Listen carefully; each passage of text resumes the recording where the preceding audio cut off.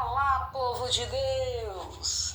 Hoje nós vamos falar sobre o chamado, mas quero, em primeira mão, estar mandando um grande abraço para o pessoal da empresa Sol e Energia, pessoal esforçado, pessoal bacana, o senhor Alfredo, grande abraço.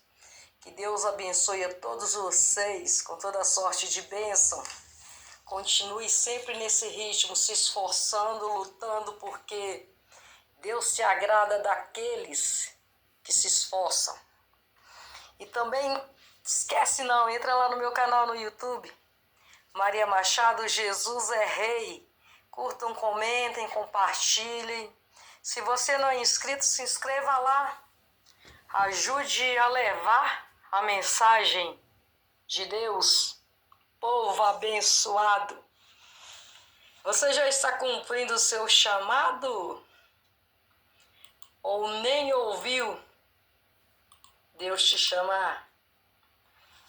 Deus tem chamado para todos nós.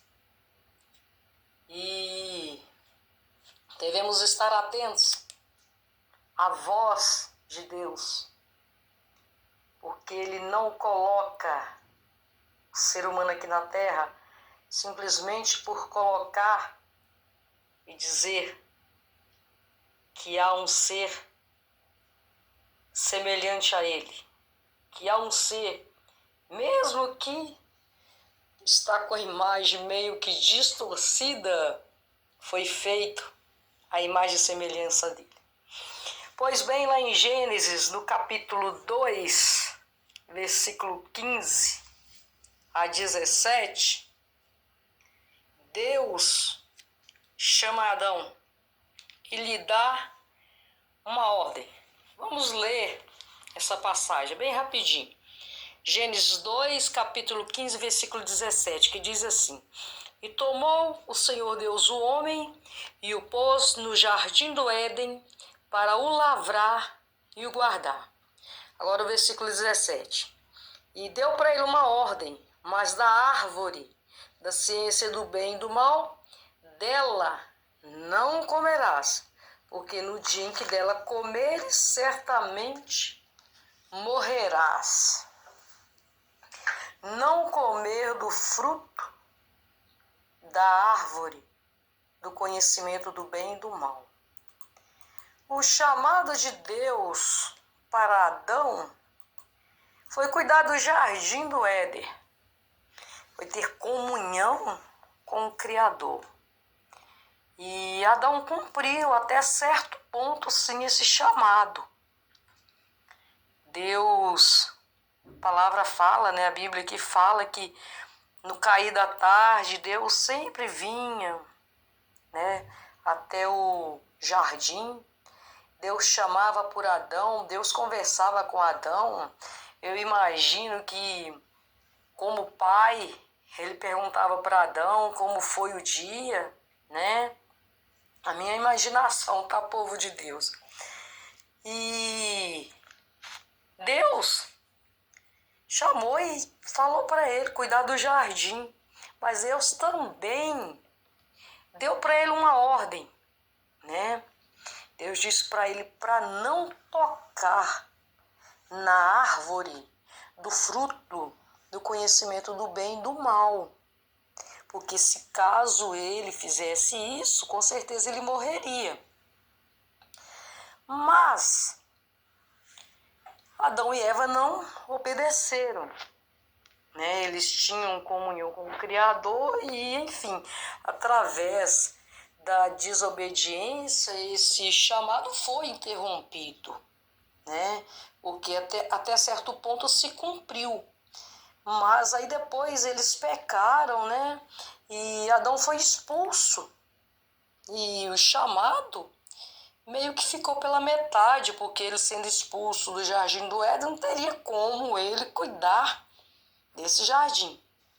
Mas enfim, vamos deixar Adão e Eva descansar em paz e vamos seguir agora para Gênesis, capítulo 6, nós vamos ler apenas o versículo 7 e 8.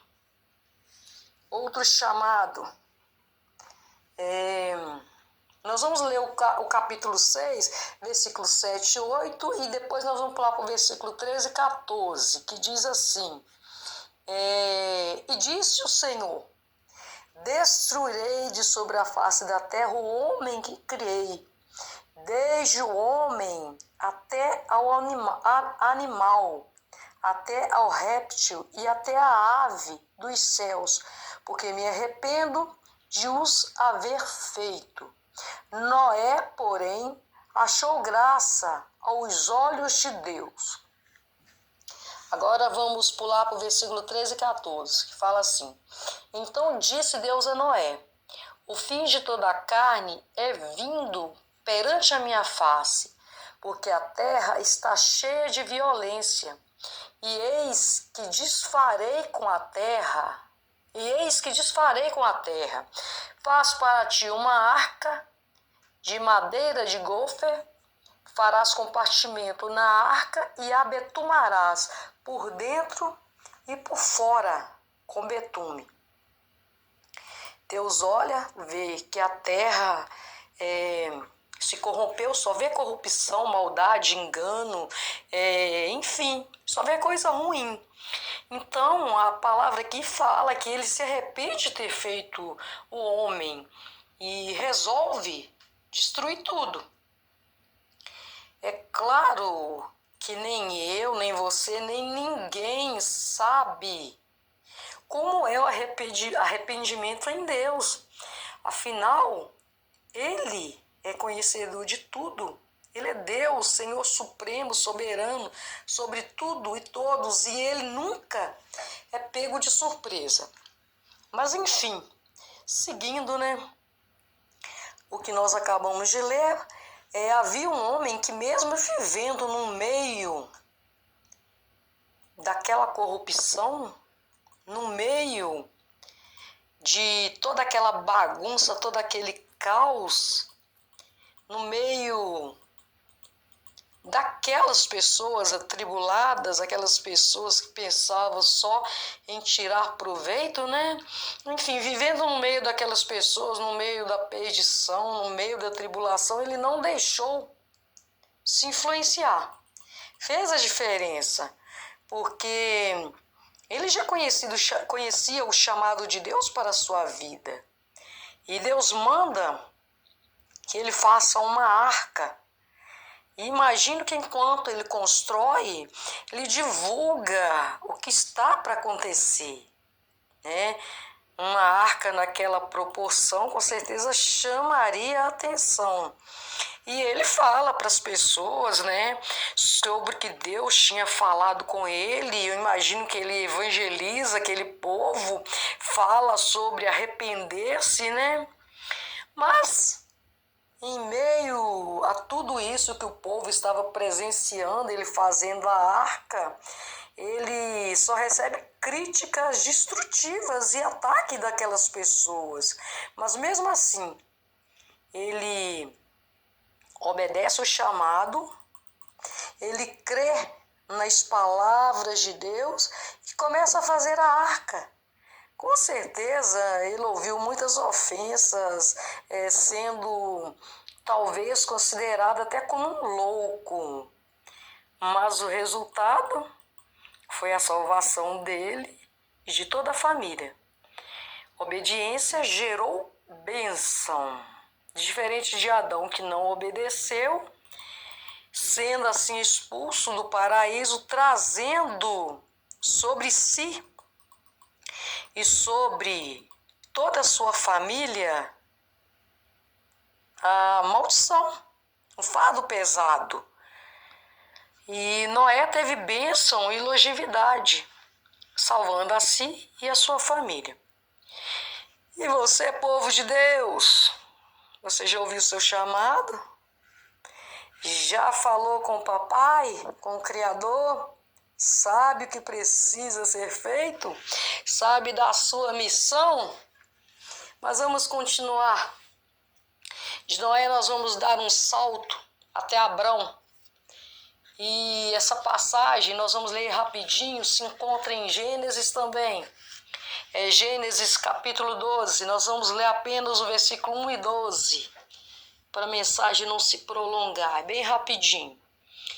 Deus chama Abraão e lhe faz promessas. Ora, o Senhor disse a Abraão: sai da tua terra e da tua parentela e da casa de teu pai para a terra que eu te mostrarei, e fazer-te-ei uma grande nação, e abençoar-te-ei, e engrandecerei o teu nome, e tu serás uma bênção. Deus chama Abrão, fala para ele sair da parentela, do meio da família lá, da casa do pai, para a terra que Deus o mostraria.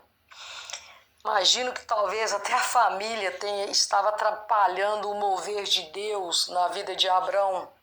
Imagino que o chamado não se cumpriria se ele continuasse ali onde ele estava. Enfim, Abrão obedece porque ouviu o chamado de Deus.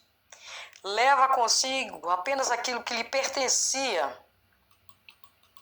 Pega esposa, pega servos, porque ele já tinha servos.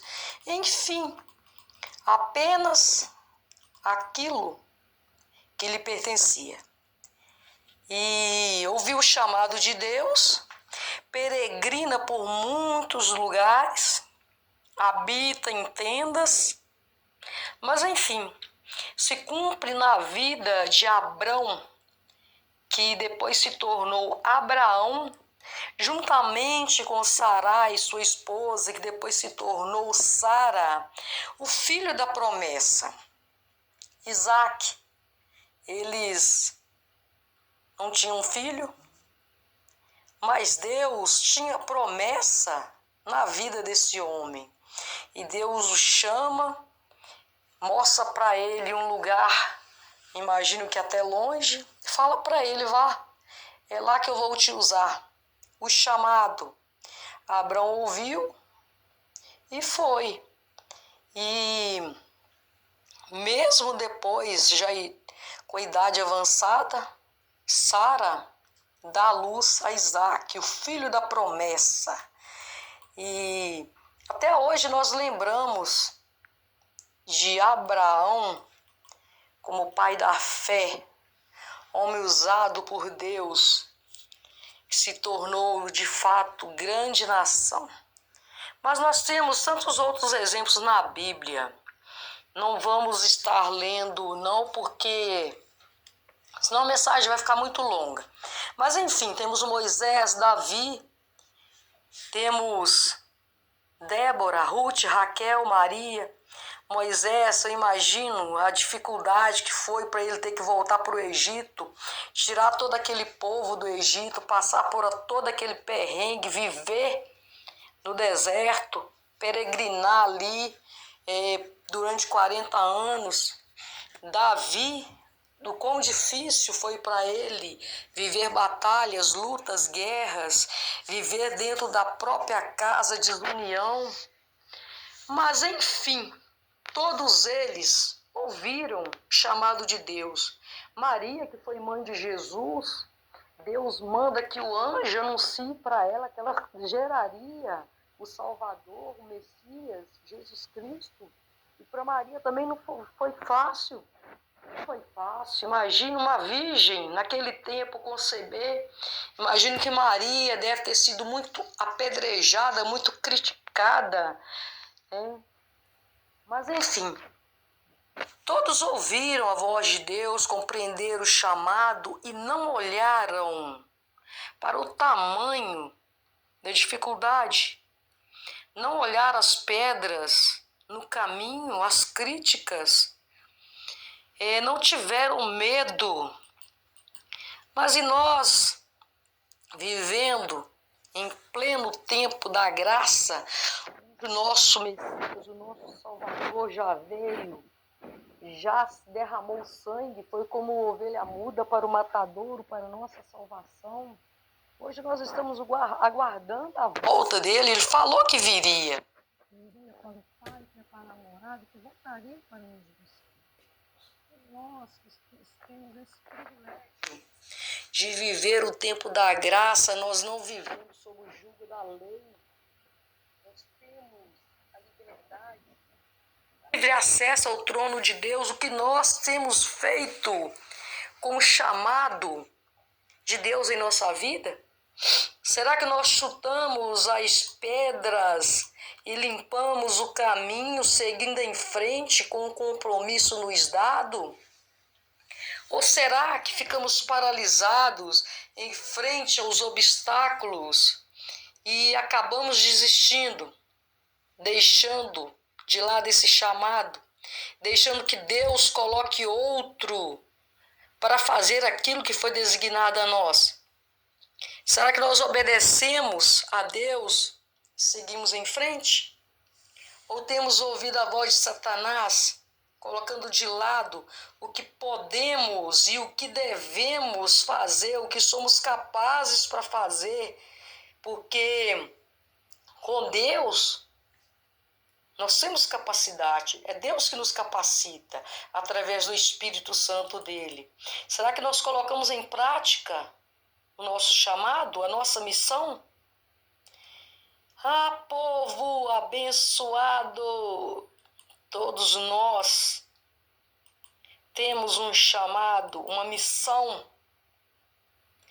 Deus não nos coloca aqui neste mundo só para enfeitarmos esse mundão.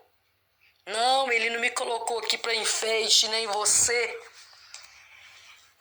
Nós podemos e devemos colocar em prática nossa missão, nosso chamado, porque Deus fala conosco e Jesus disse que voltaria e Ele está voltando.